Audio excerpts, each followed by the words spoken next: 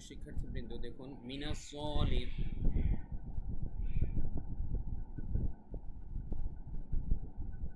প্রিয় শিক্ষার্থীবৃন্দ দেখুন মিনাস সলিহিন এখানে কিন্তু তিন আলিফ টান আমরা দিয়েছি। কেন তিন আলিফ টান দিয়েছি? কেননা মাদ্দে আরজি হয়েছে। এখানে জেরের বাম পাশে যজমলা ইয়া এবং তারপরে আমরা ওয়াকফ করেছি। ওয়াকফ করার কারণে এক আলিফ টান না হয়ে তিন আলিফ হয়েছে, মাদ্দে তবাই না হয়ে মাদ্দে আরজি হয়েছে, তাই আমরা তিন আলিফ টান দিলাম।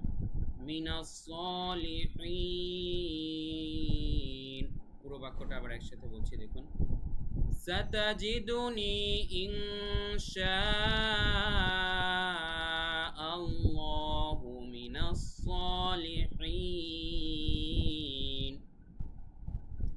এবারে আপনারা ভিডিও পজ করে এই বাক্যটি বলতে চেষ্টা করুন। হ্যাঁ, এখন আমি বলে দিচ্ছি। ওয়াল্লাহু আলা মা নাকুলু ওয়াকিল। জি, এখন আমি বলে দিচ্ছি, একটুখানি কাটুন। এবারে আপনারা বলুন এখানে কোন কোন নিয়ম প্রয়োগ হয়েছে ভিডিও পজ করে। হ্যাঁ, আমি বলে দিচ্ছি। ওয়াল্লাহু, লাম, আল্লাহ শব্দের লাম মোটা হয়েছে, ল এরকম হয়েছে কেননা এর আগের হরফে বা এর আগের অক্ষরে জবর রয়েছে তাই। তারপরে ওয়াল্লাহু, তারপরে আলা, লামের উপরে খাড়া জবর থাকার কারণে এক আলিফ টান। মা, জবরের বাম পাশে খালি আলিফ, মাদ্দে তবাই সবচেয়ে কমন যেটা। তারপরে না উলু, পেশের বাম পাশে যজমালা ওয়াও, মাদ্দে তবাই, এই কারণে এক আলিফ টান, এটা সবচেয়ে কমন। তারপরে ওয়াকিল, মাদ্দে তবাই না হয়ে মাদ্দে আরজি হয়ে গেছে কেননা লামের মধ্যে আমরা থেমেছি, এটাও অনেক কমন। জেরের বাম পাশে যজমালা ইয়া এসেছে এবং তারপরে হরফ থামার কারণে টানটা এক আলিফ না হয়ে তিন আলিফ হয়েছে, এটাই মাদ্দে আরজি। তাহলে আবার কি হলো সব মিলে আবার বলছি।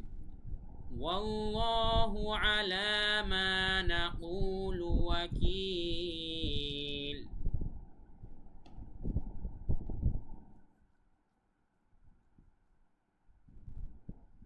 একটু কাটাবো। জি প্রিয় শিক্ষার্থীবৃন্দ, এবারে আপনারা এই বাক্যটি বলুন। হ্যাঁ, আমি বলে দিচ্ছি। ক্বালা লা তাখাফ নাজাউতা মিনাল কওমিজ যালিমিন। দেখুন এখানে, আচ্ছা এবারে আপনারা বলুন এখানে কোন কোন নিয়ম প্রয়োগ হয়েছে। হ্যাঁ, আমি বলে দিচ্ছি। ক্বালা লা তাখাফ, এখানে এই চিহ্ন থাকার কারণে কিন্তু আমরা থামলাম, ওয়াকফ করলাম। কফ ফা মানে ওয়াকফ করলাম আমরা। ক্বালা লা তাখাফ, ক্বালা জবরের বাম পাশে খালি আলিফ তাই এক আলিফ টান, ক্বালা। তারপর আবার লা, জবরের বাম পাশে খালি আলিফ তাই আবারও এক আলিফ টান, দুইটাই মধ্যে তবাই। তাখাফ, এখানে ওয়াকফ করলাম এই চিহ্ন থাকার কারণে থামলাম। তারপরে আবার নাজাউতা মিনাল কওমিজ যালিমিন, জয়ের উপরে খাড়া জবর থাকার কারণে এক আলিফ টান, আবার মিন, জেরের বাম পাশে যজমালা ইয়া আছে, আবার শেষে যে আমরা ওয়াকফ করেছি এই কারণে তিন আলিফ টান হয়েছে, এক আলিফ টান না হয়ে মাদ্দে আরজি হয়েছে। তাহলে সব মিলে কি হলো আবার বলছি। ক্বালা লা তাখাফ নাজাউতা মিনাল কওমিজ যালিমিন।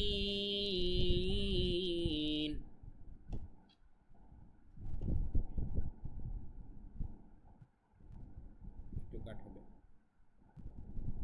জি প্রিয় শিক্ষার্থীবৃন্দ, এবারে আপনারা এই বাক্যটি চেষ্টা করুন ভিডিও পজ করে।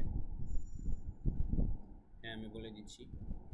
ইন্নাহু কানা সিদ্দীকান নাবিয়্যা। যে এবার আপনারা আবার ভিডিও পজ করে বলুন এখানে কোন কোন নিয়ম প্রয়োগ হয়েছে, খুবই সহজ। আমি বলে দিচ্ছি। ইন্নাহু, নুনের উপরে তাজদীদ থাকার কারণে ওয়াজিব গুন্না, ইন্নাহু, হায়ের উপরে উল্টা পেশ তাই এক আলিফ টান। কানা, জবরের বাম পাশে খালি আলিফ তাই এক আলিফ টান, কানা। তারপরে সিদ্দীকান, জেরের বাম পাশে যজমওয়ালা ইয়া, এজন্য মধ্যে তবাই এক আলিফ টান। কন, নুনের উপরে তাসদিদ, তাই ওয়াজিব গুন্না। কন, তারপরে নাবিয়া, দুই জবরের মধ্যে আমরা থেমেছি, এই জন্য এক জবর বাদ। তো খুব সংক্ষেপে কিন্তু আমরা সবগুলো নিয়ম রিভিউ হয়ে যাচ্ছে। আশা করি আপনাদের নিয়মগুলো খুব পাকাপোক্তভাবে মস্তিষ্কে প্রথিত হবে, খুব পাকাপোক্তভাবে মস্তিষ্কে প্রথিত হবে ইনশাআল্লাহ। আচ্ছা, এবার আপনারা এই বাক্যটা তিলাওয়াত করতে চেষ্টা করুন সহি শুদ্ধভাবে। হ্যাঁ, এখন আমি বলে দিচ্ছি। খালিদিনা ফিহা লা ইয়াবগুনা আনহা হিওয়ালা।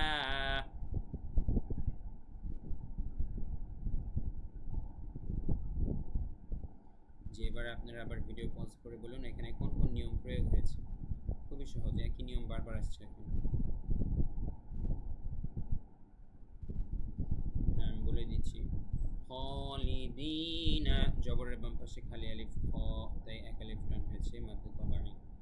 লিদিনা, জেরের বাম পাশে যজমালা ইয়া, তাই এক আলিফ মাদ্দে তাবাঈ। জেরের বাম পাশে যজমালা ইয়া, ফি, তাই আবারও মাদ্দে তাবাঈ। তারপর আবার দেখুন হ্যাঁ, জবরের বাম পাশে খালি আলিফ, এক আলিফ টান, মাদ্দে তাবাঈ। কতগুলো মাদ্দে তাবাঈ পাশাপাশি। লা, এটাও মাদ্দে তাবাঈ, জবরের বাম পাশে খালি আলিফ। ইয়াবগু, ইয়াব, কলকলা হয়েছে, বায়ের উপরে জজম এসেছে, কফতবা জিম দাল, কলকলার 5 হরফের মধ্যে একটা। তারপরে উ, পেশের বাম পাশে যজমালা ইয়া, পেশের বাম পাশে যজমালা ওয়াও এসেছে, এক আলিফ টান, মাদ্দে তাবাঈ। ইয়াবগুনা আনহা, এখানে ইজহারের নিয়ম হয়েছে দেখেন। নুন সাকিনের মধ্যে আমরা আং এরকম কেন করি নাই? কেননা এরপরে ইজহারের হরফ আছে, ইজহারের 6 হরফের মধ্যে একটা আছে। ইজহারের হরফ 6টা কি কি? হামজা, হা, আইন, হা, গাইন, খ। আশা করি আপনাদের মনে আছে, মনে না থাকলে অবশ্যই আবারও ইজহারের স্লাইডটা দেখে আসবেন। তো নুন সাকিন বা তানউইনের পরে যদি ইজহারের হরফ আসে কোনো ধরনের গুন্না হবে না, স্পষ্ট করে পড়তে হবে। আন, হ্যাঁ, খুব ইম্পর্টেন্ট নিয়ম। ইজহার, ইকফা এগুলো কিন্তু ভেরি ভেরি ইম্পর্টেন্ট, আপনারা খুব ভালোভাবে আলাদাভাবে মনে রাখবেন। আন, হ্যাঁ, তো এখানে কোনো গুন্না হয়নি ইজহার থাকার কারণে।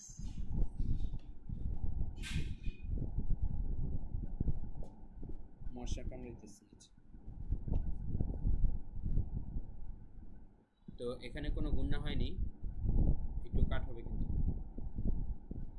তো এখানে কোনো গুন্না হয়নি ইজহার থাকার কারণে, খুব স্পষ্ট করে আমরা পড়েছি আন, হ্যাঁ, এভাবে। তারপরে হিওয়ালা, আবারও শেষে 2 জবর আছে, তাই এক জবর বাদ, ওয়াকফ করলে হিওয়ালা, আর না থামলে হয়তো কি হিওয়ালান। আচ্ছা প্রিয় শিক্ষার্থীবৃন্দ, এবারে সবার শেষ বাক্যটি একবার আপনারা চেষ্টা করুন। হ্যাঁ, এখন আমি বলে দিচ্ছি। ওয়াকানা ওয়া'দু রাব্বি হাক্কা, ওয়াকানা ওয়া'দু রাব্বি হাক্কা। দেখুন এখানে কোন কোন নিয়ম প্রয়োগ হয়েছে, এবার আপনারা চেষ্টা করুন ভিডিও পজ করে, পরে আমি বলে দিচ্ছি। হ্যাঁ, এখন আমি বলে দিচ্ছি। ওয়াকানা, জবরের বাম পাশে খালি আলিফ, তাই এক আলিফ টান, মাদ্দে তাবাঈ। ওয়া'দু রাব্বি, জেরের বাম পাশে যজমালা ইয়া, তাই এক আলিফ টান, এখানেও মাদ্দে তাবাঈ। তারপরে হাক্কা, শেষে 2 জবর আছে আয়াতের শেষাংশে, তাই ওয়াকফ করার কারণে, থামার কারণে এক জবর বাদ, হাক্কান না হয়ে গেছে হাক্কা। তো প্রিয় শিক্ষার্থীবৃন্দ, পরবর্তী ভিডিওতে এই পৃষ্ঠার বাকি অর্ধেক নিয়ে আসছি। তো প্রিয় শিক্ষার্থীবৃন্দ, পরবর্তী ভিডিওতে আমরা এই পৃষ্ঠার পরবর্তী অংশ নিয়ে আসবো ইনশাআল্লাহ, প্রথম অর্ধেক। আর অবশ্যই আপনাদের এই কোর্সটি ভালো লাগলে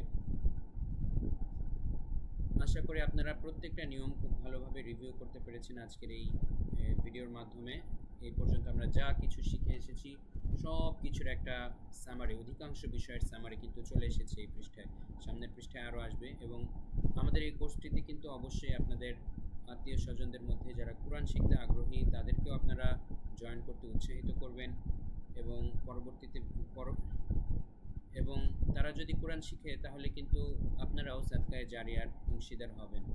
তো সবাই ভালো থাকবেন, সবার সাথে আবার দেখা হবে ইনশাআল্লাহ। ওয়া মা তাওফীকি ইল্লা বিল্লাহ। আসসালামু